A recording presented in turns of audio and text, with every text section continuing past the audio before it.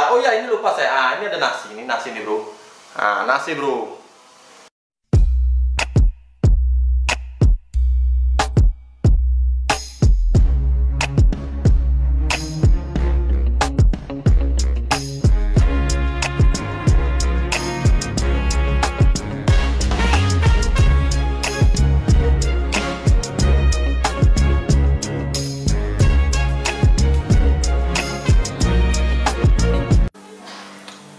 Memang tidak bisa saya pungkiri bahwa terkadang kita sebagai manusia muncul rasa malas.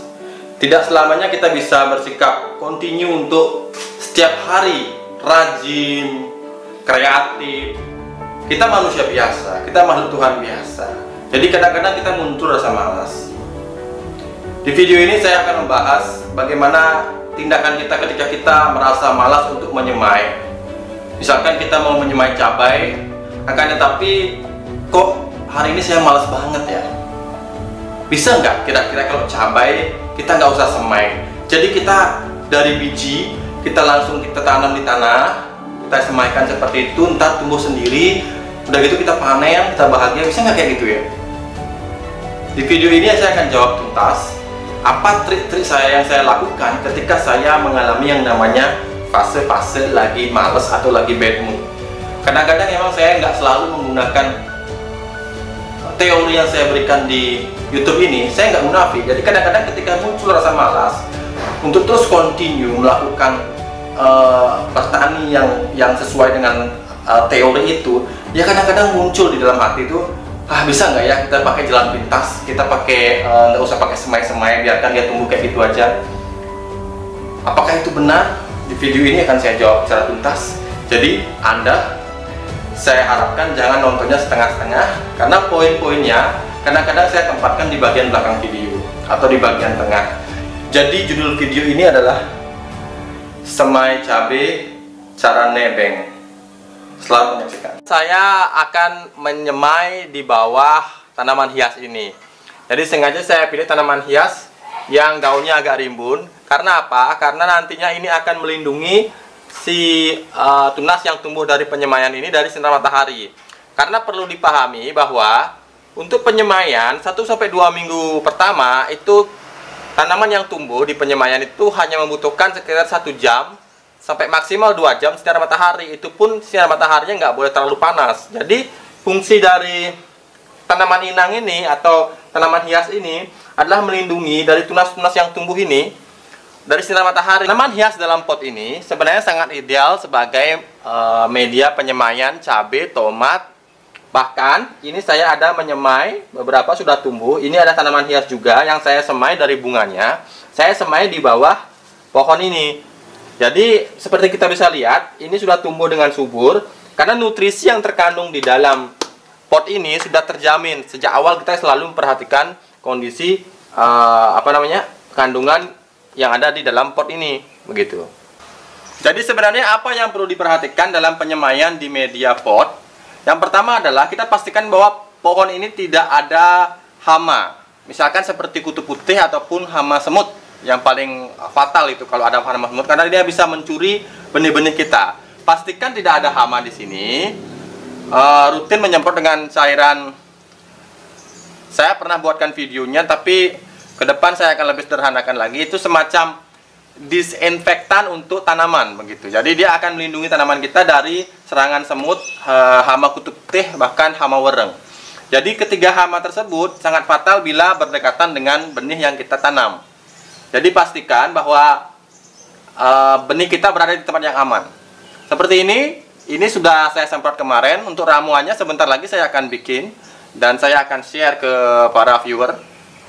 Kita akan semai di sini. Jadi kita memanfaatkan media tanam ini, dan ini sangat ideal. Kita bisa lihat tanahnya masih gembur.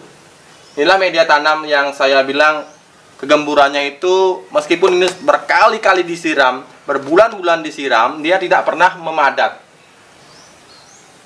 tidak pernah padat. Jadi dia tetap aja gembur. Apa yang membuat kegemburan tanah begitu bagus? Pasti akan saya kasih tahu para viewer, atau bisa cek di video-video saya sebelumnya. Oke, langsung saja kita lakukan penyemaian. Ini adalah bibit cabai seperti ini.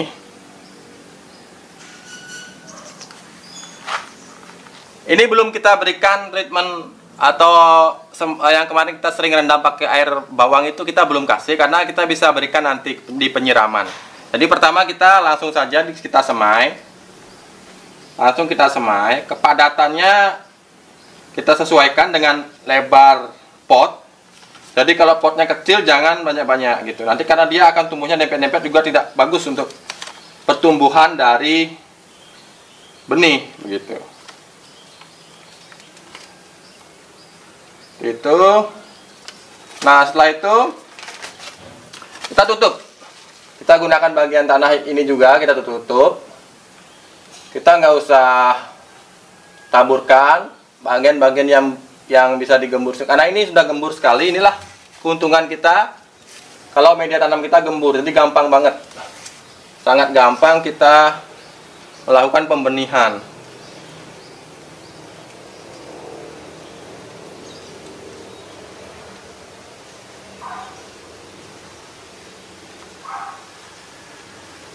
Oke, sekedar agar dia tidak terlihat, agar benih tidak terlihat.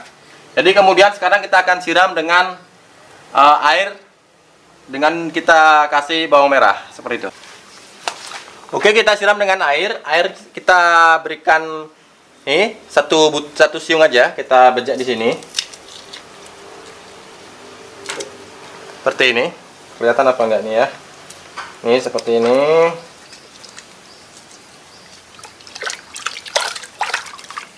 Setelah itu kita bisa siramkan seperti itu.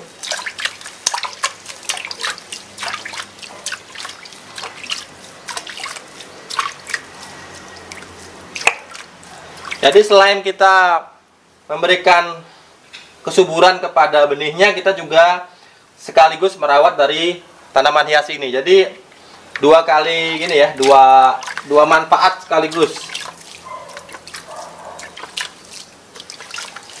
Tidak usah banyak-banyak agar tidak terlalu becek ya. Oke, seperti itu sebenarnya saya menyemai secara sederhana. Kemudian banyak sekali manfaat di sini seperti yang saya tadi jelaskan. Dan untuk tanaman ini sehat, sehingga saya berani menyemai di sini, karena di penyemaian itu 2 minggu pertama itu sangat rawan diserang yang namanya virus yang menyebabkan tanaman kita itu menjadi keriting begitu.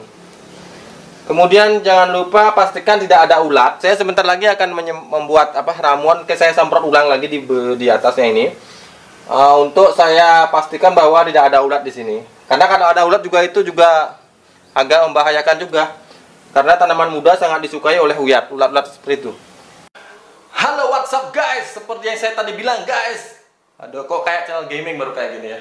Nggak, tadi saya bilang saya mau buatin kalian resep untuk mencegah adanya, ini mencegah ya, jangan dibilang membasmi. Kita mencegah hama-hama mendekat ke pohon tanaman hias tadi yang saya berikan di pot itu benih ya, saya membenih di bawah pot tanaman hias. Jadi ini adalah metode yang saya berikan rutin. Setiap 1 bulan sekali saya pasti semprotkan ini ke tanaman-tanaman saya, karena kita prinsipnya lebih baik mencegah daripada kita mengobati. Jadi kita mesti rutin. Terus kemudian yang harus saya katakan juga, ingat dengan dosis.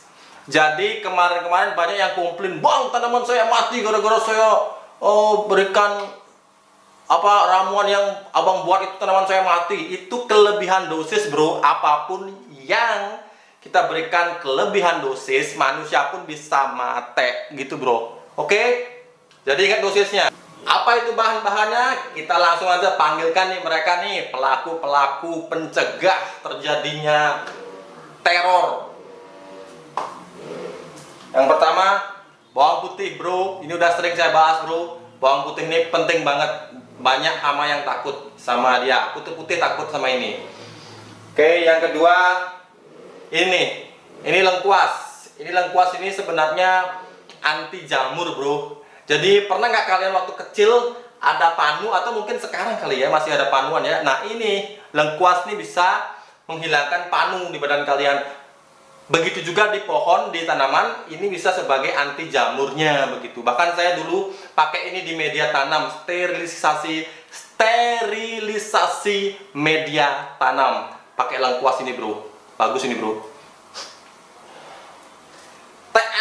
Sini, ini apa? Serai bro, bukan durian bro. Kalau ini durian berarti mata sampean perlu diobatin itu bro. Terus yang gak kalah penting, sebentar, nih, tara, gede banget bro. Nah ini daun pepaya raksasa. Ini di halaman rumah saya, tingginya cuma sekepala, tapi daunnya lebar-lebar kayak gini bro. Ini bukti kesuburan di halaman pekarangan rumah saya itu luar biasa. Siapa dulu dong bosnya, ya kan bro? Oke, langsung aja sebelum istri saya marah-marah, karena istri saya mumpung lagi keluar rumah ini tadi. Sebenarnya saya udah nasihatin ini kita lagi lockdown, nggak boleh keluar rumah, tapi dia nekat, katanya mau beli apa gitu ya. Nah, semua bahan yang dicampur ini itu semuanya kita blender bro. Jadi saya nggak akan capek-capek blender ya, karena saya udah punya stoknya. Saya taruh stoknya itu di kulkas. Jadi saya cukup bahan-bahannya, kita ini satu apa namanya ini satu apa namanya ini, satu umbi kayak gini lah, sama lengkuas segede jempolnya, gedean dari jempol saya lah, pokoknya segitu. Ini kita pakai 2 tangkai aja. Terus daun pepayanya kita nggak usah banyak-banyak bro, karena nanti overdosis bisa termehek-mehek nanti tanaman sampean. Jadi kita, oh ya ini lupa saya, ini ada nasi, ini nasi nih bro. Nah, nasi bro, ini nasi untuk siapa? Untuk saya pas lagi lapar gitu? Bukan bro. Jadi nasi ini juga sangat manjur dalam mengobati tanaman yang terkena kutu putih. Jadi saya sudah pernah pakai, emang dia butuh waktu. Saya sampai saya sampai itu mendapatkan gas CO2-nya itu sampai sekitar 4 hari baru keluar itu gasnya yang begitu kuat, baunya juga, aduh bro. Nah jadi kayak gini bro, ini nasi ini bisa juga bro. Tapi saya sekarang nggak pakai nasi bro, nggak kuat baunya bro. Tadi bahan-bahan yang sudah gitu kita campur aja bro. Kemudian setelah kita campur, kita masukkan ke dalam ini bro. Ini bro, alat semprot kayak gini bro. Itu bukan nyemprot untuk corona bro, itu untuk hama. Jadi kita kasihnya itu 1 botol aqua 600 ml itu kita campur dengan 5 liter air bro. Jadi 1 botol air mineral yang 600 ml itu kita campur 5 liter air. Jadi kita semprotkan sedikit aja bro. Jadi kalau emang tidak ada hama ya sedikit aja bro. Jadi itu mencegah bro. Jadi kita semprot, kemudian 1 minggu lagi kalau misalkan ada hama mendekat kita semprot lagi. Yang penting rutin dan jangan overdosis bro. Apapun yang overdosis itu sangat berbahaya bro. Oke bro, gitu aja bro. Saya kabur dulu, nanti hancur nih dapur isi saya bro. Oke, kemudian larutan yang tadi kita sudah buat di dapur, kita masukkan ke dalam ini ya, ke dalam alat semprot seperti ini. Kemudian kita semprotkan ke bagian ini, ke bagian atas dahan-dahannya ini. Ini memastikan bahwa semua hama atau semut, ulat, bahkan kutu-kutu itu tidak ada di dahan bagian bawahnya. Kita bisa melakukan penyemprotan setiap 1 minggu sekali, hanya di bagian ini kanopinya ini. Ini semacam kanopi lah saya bisa bilang ini ya. Di sini, agar di sini tidak ada ulat atau wereng yang menempel di sini. Kutu putih juga itu bahaya. Jadi pembawa vektor penyakit virus, namanya apa ya, saya lupa nama bahasa latinnya. Tadi dia membuat tanaman cabai kita keriting sejak kecil, sering infeksi seperti itu. Ketika memasuki umur 1 minggu 2 minggu, daun sudah mulai keriting seperti itu. Itulah bahayanya kutu putih. Jadi kita pastikan di sini bersih. Untuk penyiraman, kita bisa siram setiap hari bila medianya kering. Tapi bila medianya masih agak-agak basah seperti itu, kita nggak usah terlalu sering menyiram. Bisa 2 hari sekali. Atau bila ada hujan, kita bisa tidak menyiramnya begitu. Jadi ini salah satu contoh yang sudah tumbuh. Saya menaburkan atau menumpang sarikan di polybag. Sudah tumbuh, kesuburannya sama dengan di media penyemaian. Kemudian sinar matahari juga terlindungi oleh daun-daun dari induk inang atau dari pohon yang lebih besar di atasnya, sehingga bibit ini hampir sama kondisinya dengan di media penyemaian begitu. Kesehatannya terjamin karena pohon yang di atasnya atau pohon yang besar ini alpukat. Alpukat ini sebelumnya rutin saya semprot bagian daunnya agar tidak ada hama yang nantinya dapat menulari dari benih-benih yang sudah tumbuh di bawahnya. Jadi simpel seperti itu.